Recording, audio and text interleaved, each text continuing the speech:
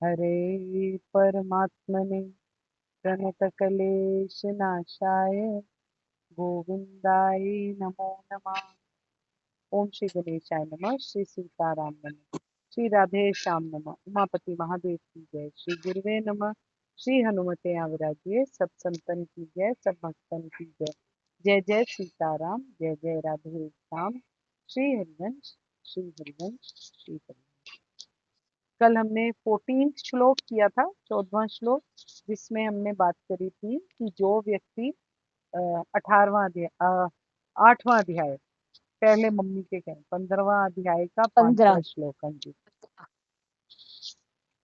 जो झूठी प्रतिष्ठा, मोह तथा कुसंगति से मुक्त है, जो शाश्वत तत्व को समझते हैं, जिन्होंने भौतिक काम को नष्ट कर दिया, जो सुख तथा दुख के द्वंद्व से मुक्त है, जो मोह रहित होकर परम पुरुष के शरणागत होना जानते हैं, वह उस शाश्वत राज्य को प्राप्त होते हैं। पूरी गीता जी का सार इस एक श्लोक में है। झूठी प्रतिष्ठा से दूर रहना है, मोह कुसंगति से बच के रहना है, सत्संगति में रहना है।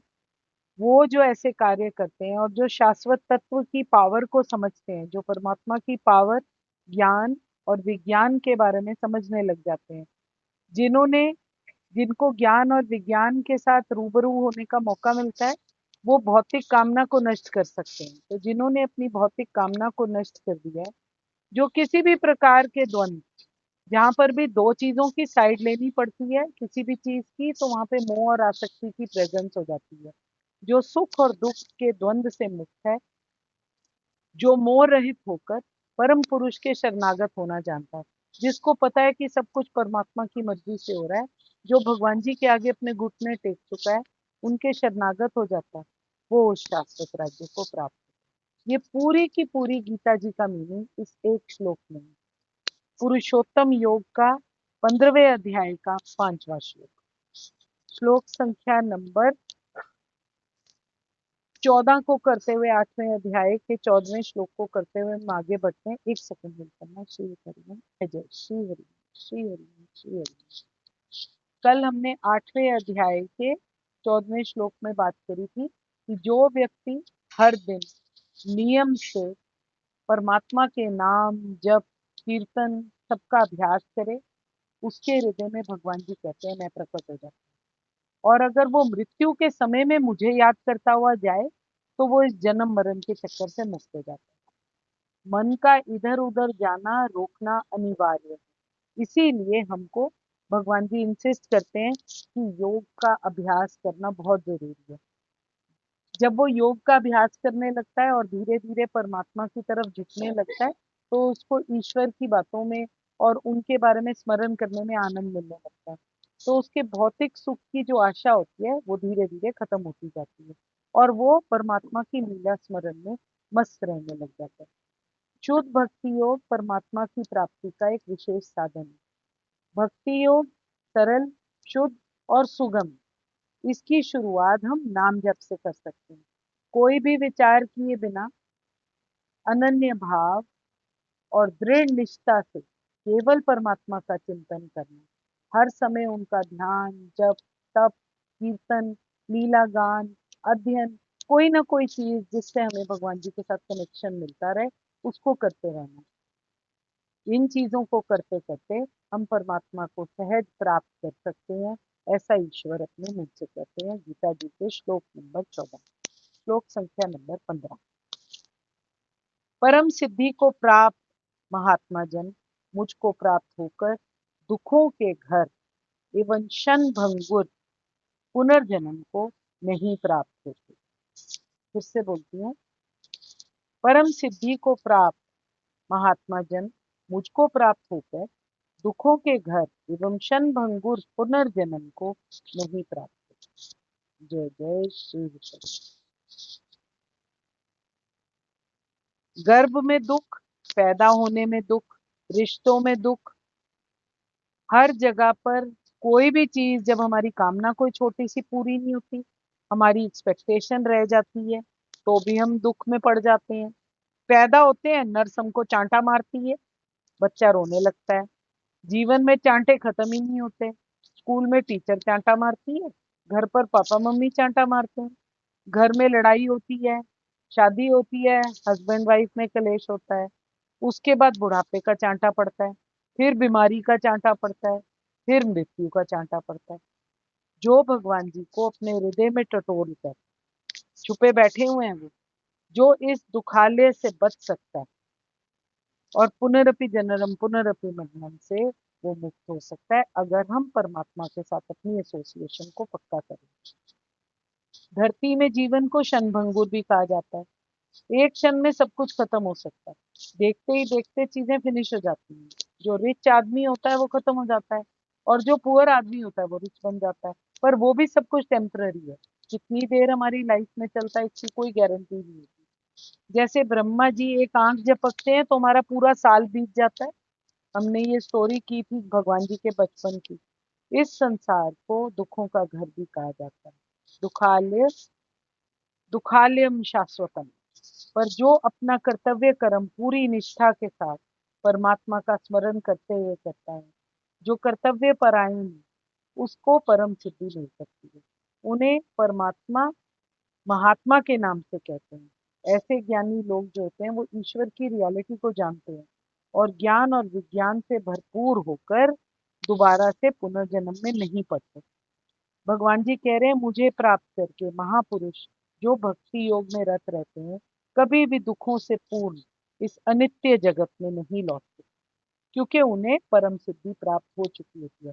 जिसने एक बार, वो क्या कहते हैं, जैसे शेर होता है खून चख लेता है, मैन ईटर बन जाता है, उसको मुंह खून लग जाता है, ऐसे ही हमारे को परमात्मा के नाम का रत लगनी चाहिए, बेसुध होकर उनके पीछे पीछे घूमना चाहिए। ये जगत तो कलेश से भरा है, जन्म मृत्यु जरा रोग। जिसको परम धाम प्राप्त करने का चांस मिल जाता है वो वापस यहाँ पर क्यों आएगा। गोलोक वृंदावन ही हमारी परम गति है। भौतिक जगत और उसके विषय विकारों से परे ये अवर्णनीय स्थान हमारा चरम लक्ष्य होना चाहिए। ये महात्माओं का गंतव्य है और ये हमारा भी गंतव्य होना चाहिए। अतिशय श्रद्धा और प्रेम के साथ नित्य निरंतर भजन ध्यान का साधन करते करते परमात्मा की परमात्मा की तरफ हमको और जाते रहना चाहिए। कुछ भी साधन ऐसा शेष नहीं रहना चाहिए जो भगवान जी से हमारा आत्म साक्षात्कार ना करा पाए। इस परम सिद्धि को प्राप्त करने के लिए ज्ञानी भक्त एकदम बेसुध हुए घूमते रहते हैं। जीव जब तक परमात्मा को प्राप्त नहीं हो जाता तब तक वो कर्मवश किसी ना किसी योनि को छोड़कर दूसरी योनि में जन्म लेता ही रहेगा। ये चक्कर उसका मिट ही नहीं सकता। मरने के बाद कर्म पर वश होकर कभी वो देवता, कभी पशु, कभी मनुष्य, कभी पक्षी, कभी कोई कीड़ा, कभी कुछ, किसी भी योनियों में जन्म लेता रहता है। पुनर्जन्म उसका होना निश्चित है। ऐसी कोई योनि नहीं है जिसमें दुख या कोई प्रॉब्लम्स ना हो। जीवन की अनित्यता का परमाणु ही मृत्यु है। परंतु जीवन में जिन वस्तुओं से संयोग होता है उनमें भी कोई वस्तु ऐसी नहीं है जो सदा हमारे पास रहे। किसी ना किसी तरीके से वो हमसे छिन जाती है, तभी उसको टेम्पररी नाम दिया जाता है। कोई भी चीज जिसका हमारा सदा संयोग बना रहता है वो है परमात्मा का नाम। जो वस्तु हमको आज सुख देने वाली प्रतीत होती है, कल उसका रूपांतर हो जाने पर उसके संबंध हम अपना भाव बदल जाता है और वो हमारे लिए दुखप्रद हो जाती है। हमारा बेस्ट फ्रेंड हमारा वर्स्ट फ्रेंड हो सकता है। जो हमारे को स्कूल टाइम में हमारे बहुत क्लोज फ्रेंड्स थे, आज की डेट में हम उनको मुड़ के भी नहीं देखते, और जब वो हमको दोबारा मिलते हैं तो हमारे बीच में ऐसी ऑकवर्डनेस होती है कि हमको समझ ही नहीं आते कि हमें कभी ये भी इंसान के साथ इतनी ज्यादा आसक्ति थी। जब वो चीज हमारी बदल सकती है तो इमेजिन करो हमारी लाइफ में क्या कुछ नहीं बदल रहा। लास्ट ईयर जो हमारा स्टेटस था आज वो स्टेटस चेंज हो चुका है। सब कुछ बदलता जा रहा है हमारे आसपास। हर वस्तु का नाश होता है और जब हम उसको छोड़कर मर जाते हैं तो वो दुखदायिनी हो जाती है। प्रत्येक वस्तु, कोई भी स्थिति, उसका विनाश निश्चित है और विनाश जब होगा तो वो हमको दुख देगा ही देगा।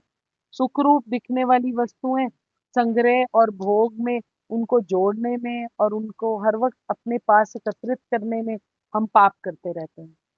परिणाम में हरेक परिणाम में बार बार जन्म, अनेक प्रकार के कष्ट, कई बार नरक की भी प्राप्ति होती है।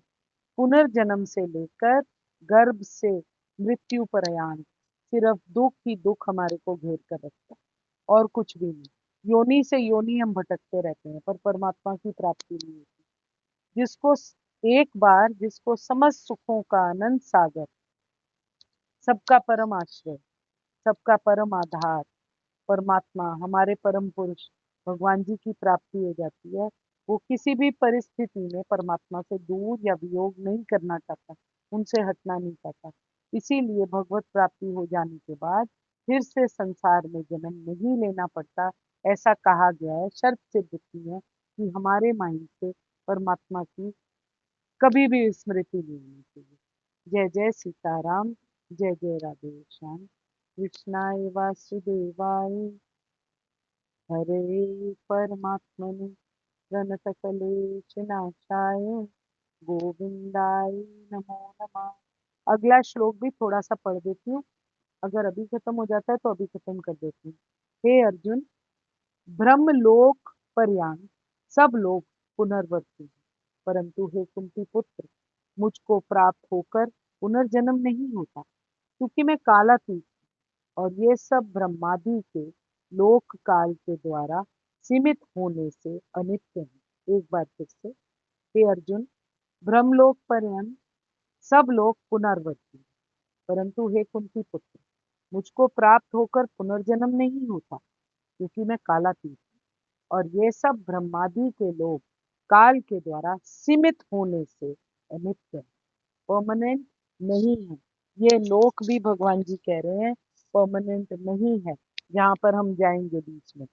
इस जगत में सर्वोच्च लोक से निमंत्रण लोक सारे लोग दुखों के घर हैं, जहाँ जन्म और मरण का चक्कर लगा ही रहता है।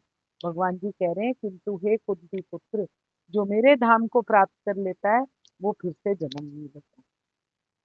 समस्त योनियों को, चाहे कर्म योगी हो, चाहे ज्ञान योगी हो, चाहे हठ योगी हो, अंततः उसको सिर्फ भक्ति योग। एक सेकंड होल्ड करना, एक सेकंड। जय जय श्री राम, श्री राम, श्री राधे, जय जय श्री राम, श्री राम।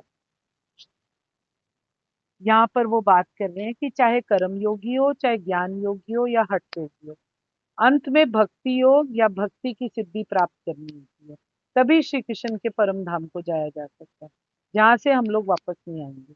पर जो सर्वोलो राम राम, किंतु जो सर्वोच्च भौतिक लोकों अर्थात देवलोकों को प्राप्त होता है, उनका पुनर्जन्म निश्चित है, वो दोबारा पैदा होंगे। इस प्रकार इस पृथ्वी के लोग उच्च लोकों को जाते हैं, जैसे ब्रह्मलोक, चंद्रलोक, इंद्रलोक, ये उच्चतर लोक हैं, और फिर उसके बाद फिर से पृथ्वी पर वापस गिर जाते हैं। यदि ब्रह्मलोक में वो परमात्मा का अनुशीलन नहीं करता तो वो पृथ्वी पर फिर से लौट कर आ जाता है।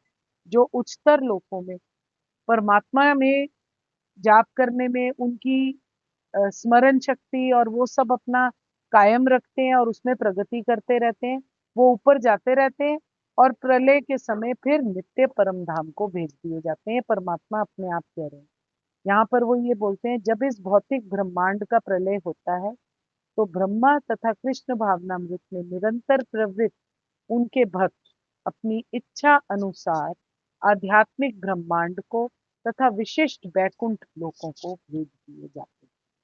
बार बार नष्ट होना, उत्पन्न होना, जिसका स्वभाव हो, जिनमें निवास करने वाले प्राणियों का मुक्त होना निश्चित ना हो, उन लोकों को हमें क्यों पाना? गोलोक धाम जाने के लिए शरणागति होना आवश्यक, जो कि हमको करना चाहिए। जय जय सीताराम, जय जय राधे। कृष्णाय वासुदेवाय, हरे परमात्मने प्रणतकलेशनाशाय, गोविंदाय नमो नमः। मैं आपके हृदय प्रेम प्रभु को नमस्कार करती हूँ। अगर मुझसे कोई भूल होती है तो कृपया मुझे क्षमा कीजिए। जय जय सीताराम, जय जय राधे श्याम। श्री हरिओम, श्री हरिओम, श्री हरि। राम राम जी सबको, जय जय राम।